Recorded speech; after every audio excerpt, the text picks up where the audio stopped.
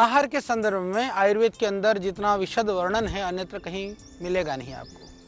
किस तरह से खाना चाहिए, कैसे खाना चाहिए, चबा के खाना चाहिए, बातें छोटी छोटी लगती है, परंतु इतनी जानकारियों के साथ में ऋषियों ने हमारे मानव जीवन को कल्याणकारी बनाने के लिए, हर कोई प्राणी सुखी रहे, हर कोई रोग से मुक्त रहे, इसके लिए उन्होंने विधान किया।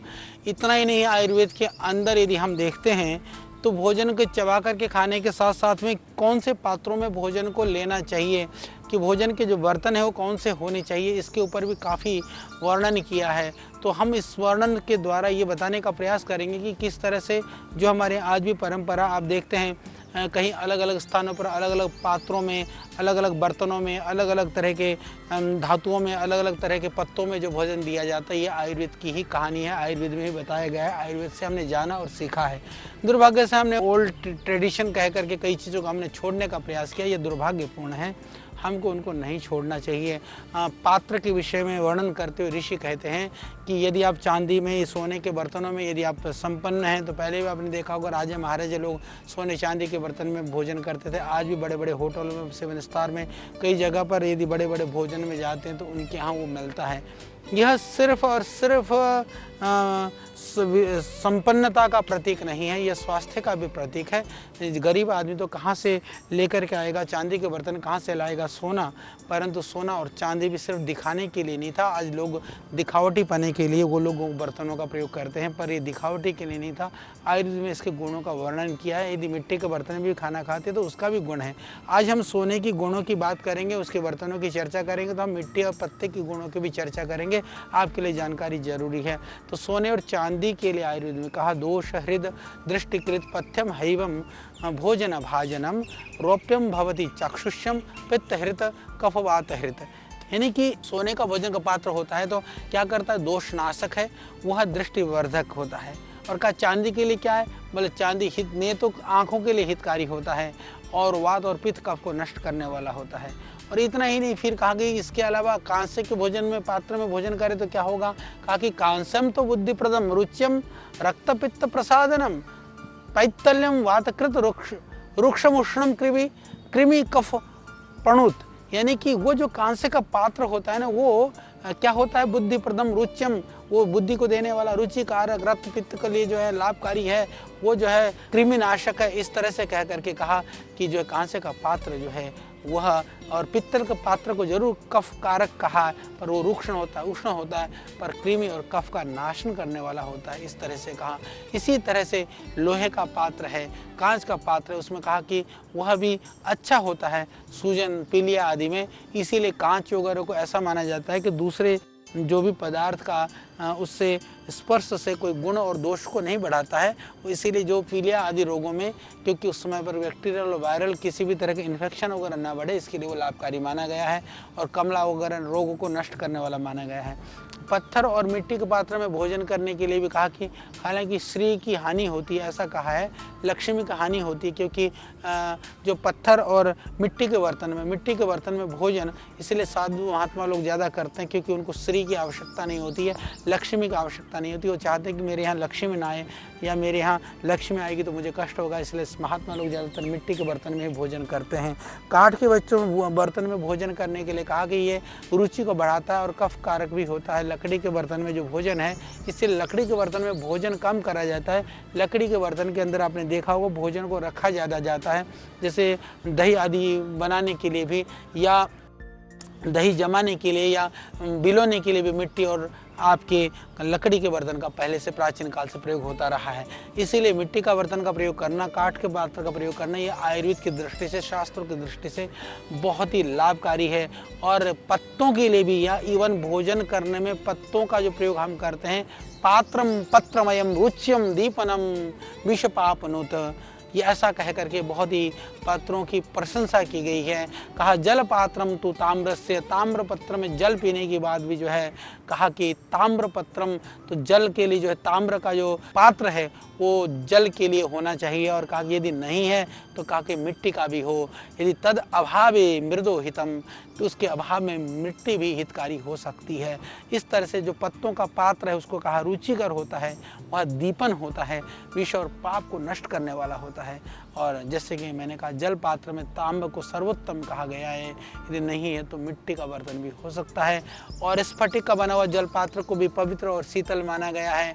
और कांच और जो वैडूर्य का पात्र जो है वो स्फटिक का जैसा ही माना गया है। इस तरह से पत्र पात्र में भोजन करने की जो बहुत गुणों की बहुत सारे वर्णन किया गया है।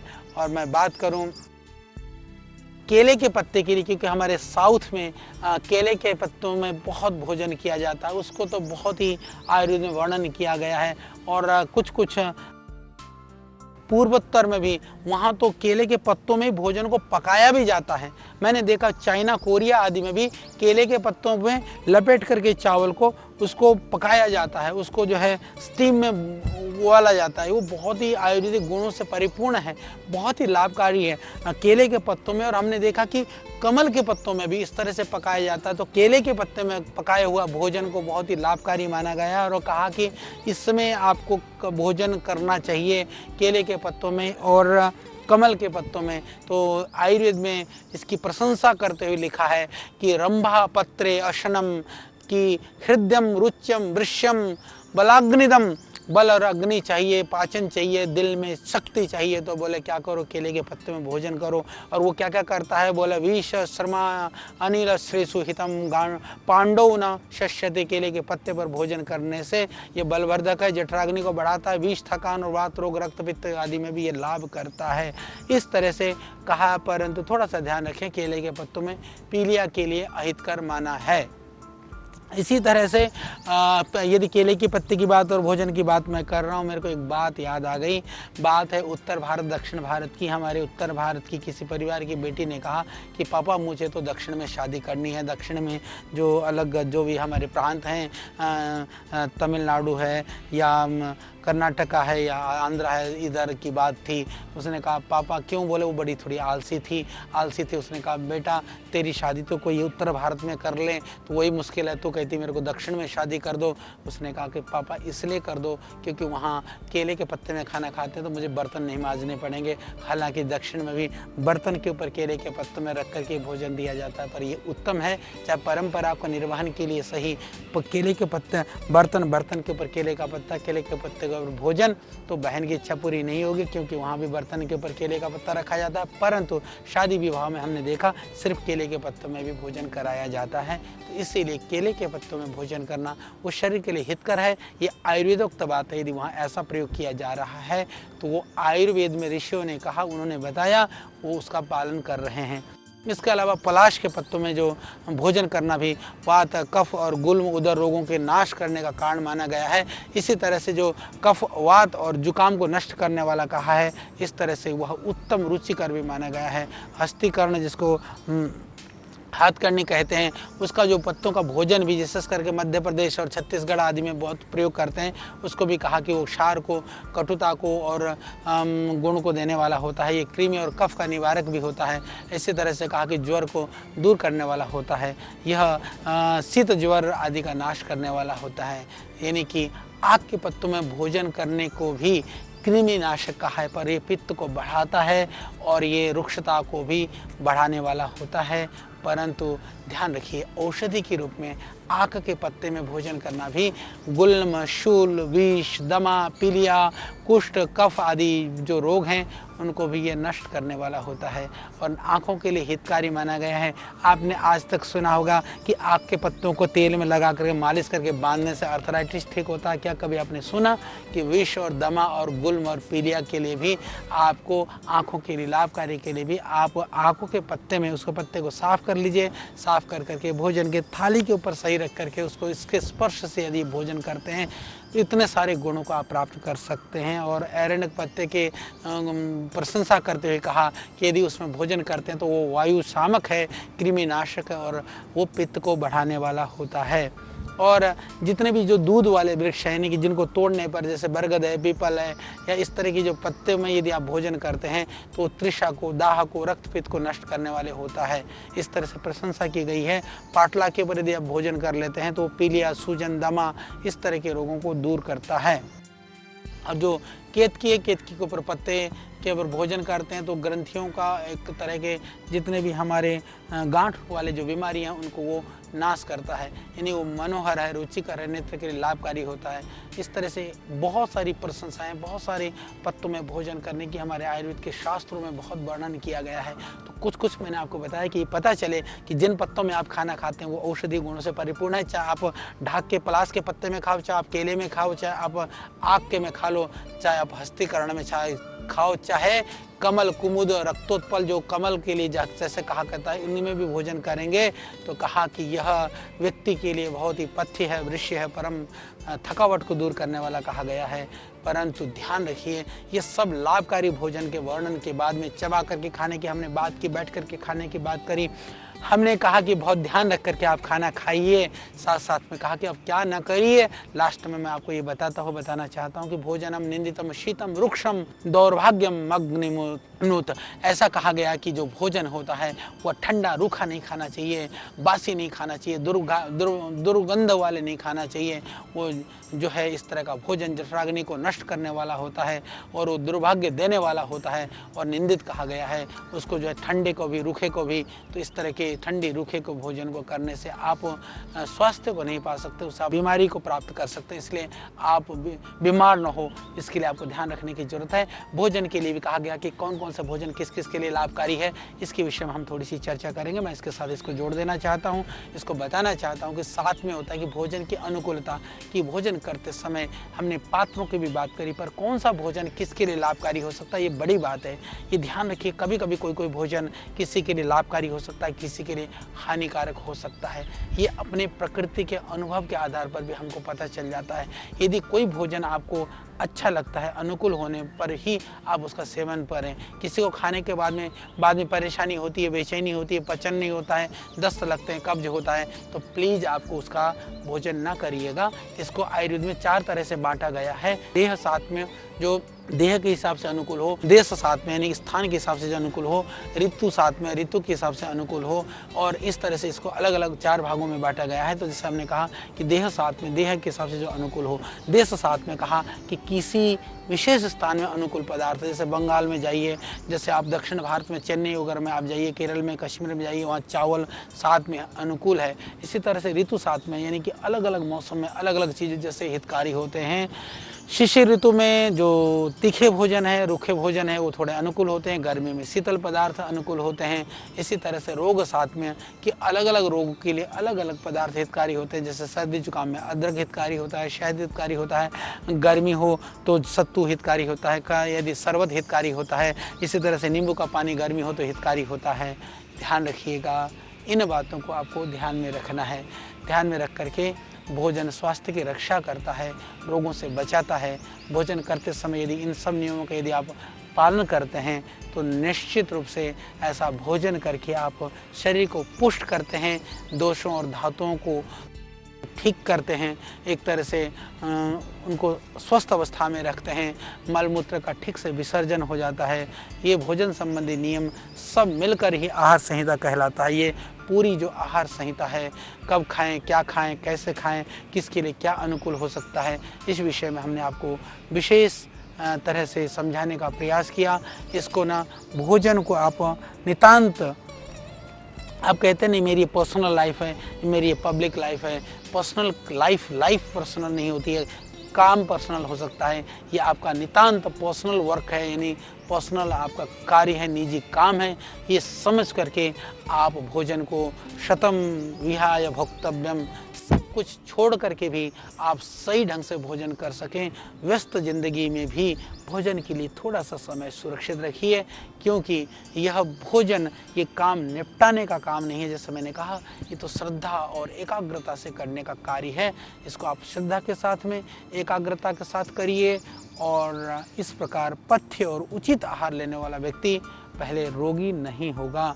यदि रोगी हो जाएगा तो भी थोड़ा सा परहेज पूर्वक भोजन करने की वजह से वह ठीक हो जाएगा।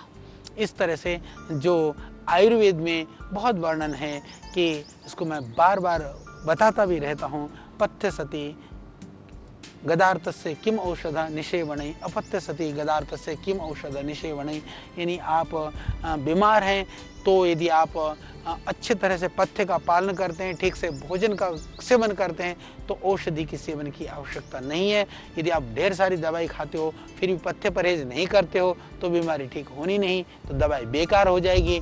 इसलिए बेकार है आपको दवाई खाना। इसलिए पहले आहार विहार पर ध्यान दीजिए, उसके जो कारण है रोग के उनको ठीक करिए। तो इसलिए ज़रूरी है कि आप इसका बहुत ही ध्यान दे दें। और मैं एक बात और कहना चाहता हूँ कि इसी बात को और जोर देते हुए आयुर्वेद में, शास्त्रों में जो ऋषि कहते हैं, बिनापि भेषजैर व्याधि पथ्यादेव निवर्तते न तो पथ्य विहीनस्य भेषजानाम सतैरपि। यदि बिना दवाई के भी व्याधि को पथ्य से ही दूर किया जा सकता है, और यदि जो पथ्य विहीन है, जो पथ्य नहीं करता है, यानी औषधि के बिना भी रोग वही ठीक कर सकता है जो पथ्य सेवन करता है, जो आहार विहार का पालन करता है। पर यदि वो पालन उसका नहीं करता है, यानी कि जैसे आपको कोई बीमारी हो गई, डॉक्टर ने कहा कि भाई, वैद्य ने कहा कि इसको नहीं खाना है, आपको बिल्कुल नहीं खाना है, और आपको दिख भी रहा, किसी किसी को पता है बिल्कुल गला खराब हो रहा है, बिल्कुल चौक हो रहा है, पर दही खानी है तो खानी ही है पट्टे को। यदि गला बिल्कुल खराब हो रहा है, उसको बिल्कुल कफ जम रहा है, बोले घी खाना है तो बोले खाना ही है, ये बहुत खतरनाक है। और बोले गला खराब हो रहा है। एक ने मेरे को कहा, एक हालांकि बुजुर्ग माता थी, वो मिली, वो कहने लगी आचार्य जी कभी कभी जो है ना अपथ्य भी जो है ना पथ्य का काम कर जाता है। मैंने कहा माता मैंने आयुर्वेद में तो ऐसा पढ़ा नहीं। बोले जी किसी किसी का कभी गला खराब हो ना, बोले उसको बिल्कुल खट्टी दही पिला दो, बोले गला ठीक हो जाता है। मैंने कहा माँ तो गला ठीक तो दूर करे ना करे, उसको मरवा जरूर देगी। तो ये खतरनाक है। कभी कभी ऐसी सलाह देने वाले लोग भी टकरा जाते हैं। हमारे यहाँ एक गुरुकुल में था, एक को भयानक कब्ज रहता था तो बच्चों ने उसको बहका लिया, बोले तेरे को कब्ज है ना, तेरे को कब्ज टूट करके निकल जाए, ऐसी दवाई बताएंगे। तो उसने कहा, सोचा कि कोई बहुत अच्छी दवाई बताएगा उसको, तो उसको कहा करा, बोले हमारे यहाँ की गुरुकुल में रोटी इकट्ठे बनती थी तो हम लोग बैठ करके बाद में खा लेते, तो रोटी ठंडी भी हो जाती थी। तो उन्होंने कहा तू ऐसा कर, जो रोटी तो हमको बाद में इकट्ठी मिलती है, थोड़ी ठंडी भी होती है, तेरे को कब्ज तोड़ना है तो बोले कितने रोटी खाता, बोले 4 रोटी खाता, तू बोले 8-10 रोटी खा, और क्या कर, बोले गरम गरम रोटी खा, रसोई में बैठ करके खा। सलाह दे दी अपना लड़कों ने आपस में, जो भी गुरुकुल में जैसे होता ही एक दूसरे को कई बार ऐसी बातें करते हैं। थोड़ा सीधा था, वो बैठ गया, उसको कब्जे की शिकायत पहले से थी, वो 4-5 रोटी खाता था, वो दबा करके भाई ने खा ले 8-10 रोटी, बाद में कूदता फिरे वो, बोले हाय मर गया, क्योंकि पेट फूल गया। कब्जे कहीं ऐसे रोटी खाने से कोई प्रेशर से थोड़ी निकल जाता। उसने कहा 4 से प्रेशर नहीं बन रहा तो 8 रोटी से प्रेशर बन जाएगा। तो ऐसे सलाह देने वाले लोग भी इस समाज में हैं। ऐसे लोगों से थोड़ा बच करके रहना। ये नीम हकीम और ये खतरे की जान वाली स्थिति से बचने के लिए सिर्फ औषधि के बिना यदि आप रोग दूर करना चाहते हैं तो बद परहेज से नहीं, अपथ्य से नहीं, पथ्य सेवन से ही दूर हो सकता है। इसीलिए पथ्य को समझिए और उसको जानिए। यदि कोई बीमारी आ भी गई हो, अब भाई को एकदम गैस बन रही है, फिर खाना है भोजन, अरे भाई एक दिन का राशन छोड़ दे, क्योंकि जरूरी है, इसको समझिए आप। भोजन बाहर खराब होना अच्छा है, पेट में खराब होना अच्छा नहीं है। इसी संदर्भ में थोड़ा सा निवेदन, भोजन की बात आई तो मैं हमारी श्रद्धेय वंदनीय माताओं बहनों के लिए भी एक बात कहना चाहता हूँ। मेरी माँ, मेरी बहनों, कई बार आपकी आदत होती है ना कि 1 रोटी बच गई, 2 बच गई, कोई बात नहीं, बच गई, खराब हो जाएगा, गटक लेती हो। बाहर खराब होने देना, पेट में खराब मत होने देना। बाहर खराब होगा तो रोटी खराब होगी, पेट खराब होगा तो रोटी तो खराब होगी, स्वास्थ्य भी खराब हो जाएगा और आपको औषधियाँ लेनी पड़ेंगी। तो बच के रहना, इसके लिए बहुत सावधान रहना। कभी भी कोई नहीं, आप इसको प्रयास मत करिए, ये थोड़ा ही तो बचा है, पहले आप प्रयास करिए, थोड़ा ले लीजिए कभी भी। हाँ, एक बात मैं बताना भूल गया, मैं इस बात को जरूर हमेशा कहता हूँ, जो आपको भोजन मिले ना थाली में उतना ही लेना, कभी भी अतिरिक्त मत लेना, कभी भी भोजन का अपमान मत करना, कभी भी भोजन मत छोड़ना। जो आप थाली में एक कण को भी छोड़ते हैं ना, न जाने वो किसका हिस्सा होता है। उस कण को वहाँ तक आने के लिए न जाने कितने लोगों ने परिश्रम किया होता है। इसीलिए इस आदत को, इस गंदी आदत को घर में पनपने मत दीजिए। कोई भी व्यक्ति आज यदि कोई कार्यक्रम देख रहा है तो मैं एक निवेदन, एक प्रार्थना करना चाहूँगा। मुझे बड़ा कष्ट होता है जब मैं देखता हूँ खाना खाते समय लोग आधा भोजन कर लेते हैं, आधा थाली में छोड़ देते हैं। नहीं, थाली में भोजन कतई मत छोड़िए। भोजन जब आपको करना है, जितना आपको भोजन करना है उतना ही भोजन थाली में लीजिए। उससे कम लीजिए। आवश्यकता पड़े तो दोबारा आप भोजन ले लीजिए, पर इतना मत ले लीजिए कि आपको भोजन छोड़ना पड़े। कुछ भी ना छोड़िए। यदि आपके पास जब आप भोजन करके उठें तो दूसरा देख करके भी वो कहे वाह क्या व्यक्ति है। यही संस्कार बच्चों में डालिए। ये हमने देखा है विदेशों में, कई सारे देशों में ये परंपरा है। दुर्भाग्य से भारतवर्ष के अंदर फैशन माना जाता है। खा करके यदि आदमी ने पूरी थाली साफ कर दी तो लोग सोचते हैं ये कैसा आदमी है। इसकी जगह पर जो खाना छोड़ें, ये होना चाहिए। उसको हेय दृष्टि से देखने की प्रवृत्ति बढ़नी चाहिए समाज के अंदर। इस प्रवृत्ति को हमको बढ़ाना है कि कोई भी व्यक्ति थाली में खाओ मन भर, छोड़ो न कण भर, एक कण को भी न छोड़े, ऐसा हमको बनना चाहिए। पर मेरी माँ बहनों से निवेदन है कि कण छोड़ना पड़े तो छोड़ देना, झूठा मत छोड़ना, पर फालतू मत खाना, ये भी ध्यान रख लेना। तो इसीलिए कि पथ्य का सेवन करना है, आहार का सेवन करना है, उचित आहार लेना है, परंतु रोगी हो जाए इसके लिए हमको आहार का सेवन नहीं करना है। क्योंकि जैसे शास्त्रों में ऋषियों ने जो कुछ भी हमारे लिए बताया है बहुत ही लाभकारी है, बहुत ही महत्वपूर्ण है। अनेक शास्त्रों से, अनेक ग्रंथों से, अनेक जगह से इन सब प्रमाणों को, सब तथ्यों को, सब विधाओं को एकत्रित कर करके हम आपको निरोग बनाने के लिए, आपके स्वास्थ्य के लिए, आपकी सुंदरता के लिए, आपकी निरोगता के लिए हम प्रयास कर रहे हैं। तो इसी तरह से हमारे साथ जुड़े रहिएगा। बाकी ढेर सारी जानकारियाँ और बहुत सारी बातों को लेकर के हम आपके बीच में होंगे। मैं निवेदन यही करूँगा जो हम बता रहे हैं यदि आप कर पाएंगे तो करिए, जो कर सकते हैं उसको ज़रूर करिए। अब भोजन थाली में भोजन नहीं छोड़ना है, ये तो सरल काम है। यदि आप इतना भी कर लेंगे, यदि देश का बहुत सारा जो अन्न है वो इतना बर्बाद हो जाता है, लाखों लाखों करोड़ का अन्न बर्बाद होता है, सब मिल करके थोड़ा थोड़ा छोड़ देते हैं। न जाने कितने लोग हैं, जब आप थाली में अन्न छोड़ते हैं ना, तब उस भूखे व्यक्ति के चेहरे को याद कर लेना, वो उगाने वाले पसीने में तपता हुआ किसान को याद कर लेना। कभी भी आप भोजन को इस तरह से झूठा नहीं छोड़ोगे।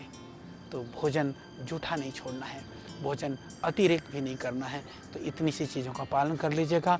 स्वस्थ रहिए, आनंद में रहिए, आपका परिवार आनंदित हो, आपका जीवन आनंदमय पूर्ण हो। कल और दूसरे विषयों को और बहुत सारी जानकारियों के साथ मैं आपके बीच में हूँगा। तब तक के लिए आप मुझे दीजिए विदा। ओम नमस्ते। आप सबको मेरा वंदन, नमन, प्रणाम।